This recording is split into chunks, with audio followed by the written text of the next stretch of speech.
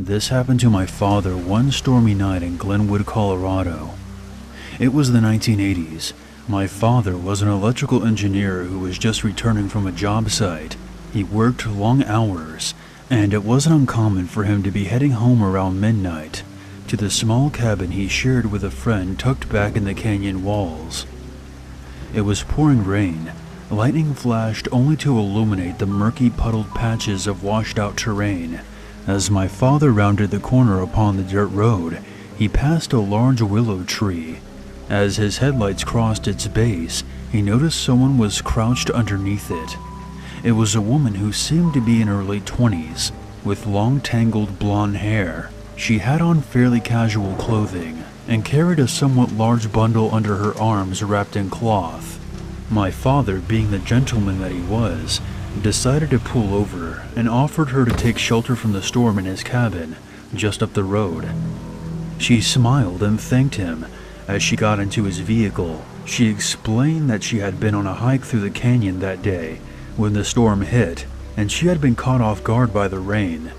Dad smiled and pointed out that she wasn't exactly wearing the best clothing or shoes to go on a hike.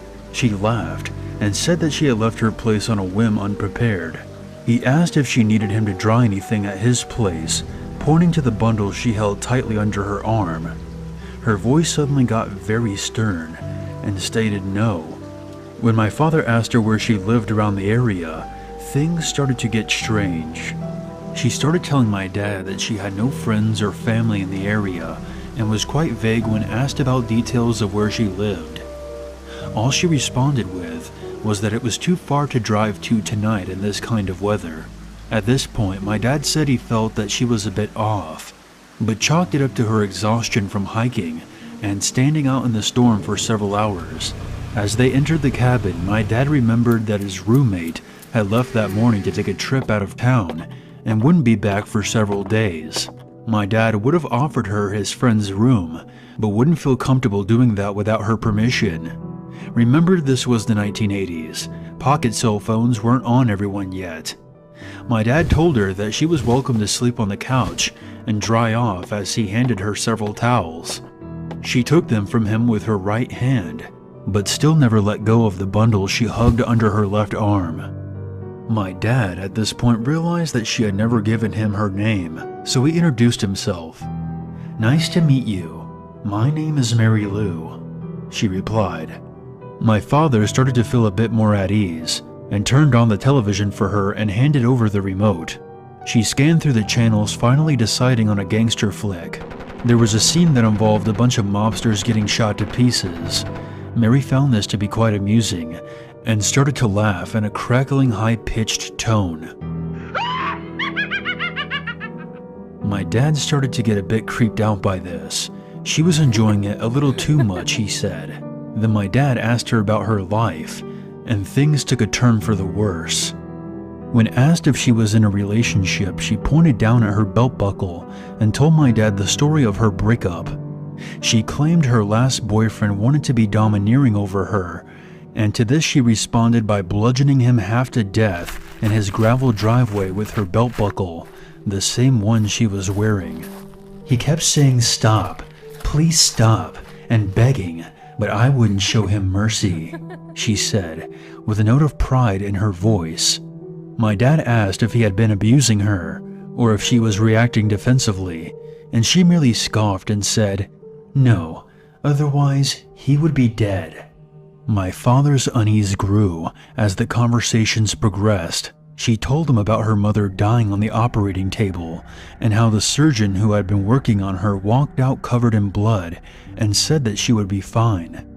How is she supposed to be okay with all of her guts in the trash can? She spewed. Then she laughed again, glancing back at the TV screen, littered with disheveled, bullet-ridden corpses. I love the sight of blood. It excites me, turns me on, you know. Death. Draining them to death. At this point, my dad was officially done. He was bigger and stronger than she was, and he was quite streetwise as well, and had seen plenty of horrors in his life. but the way she spoke with a violent confidence, combined with her sure grip upon the bundle which lay under her arm, sent chills down his spine. He needed a plan. Finally, an idea popped into my father's head. I have a friend who's a priest in town. He has access to plenty of shelters funded by the church. You would be a lot more comfortable there instead of on our couch. They can feed you too, and arrange a ride for you to get home in the morning. I can call him right now. He's only a few miles from here," he stated reassuringly. Mary Lou's tone brightened to match his. "That sounds wonderful. Thank you so much." My father smiled, hiding his relief. "Of course, it's the least I could do for you." As my dad walked over to the phone and began to dial the number, Mary Lou erupted in a low guttural growl. "I hate priests. I hate priests." She said it with a tired hatred, a clear, distinct, audible whispered disdain from the bottom of her heart with an unflinching resolve. My dad had enough. This wasn't a game to play anymore. This was beyond a stranger with odd tendencies. A darkness with coiled cruelty had crossed the threshold of his door. "You need to leave, and you need to leave now," my dad said, pointing to the front of the cabin. "There's the door. I can't have you here and feel comfortable. I'm sorry, but the storm has stopped, and I hate to have you walk in the dark, but that's the way this has to go. Please leave." Mary Lou gazed upon him, expressionless, and finally just shrugged.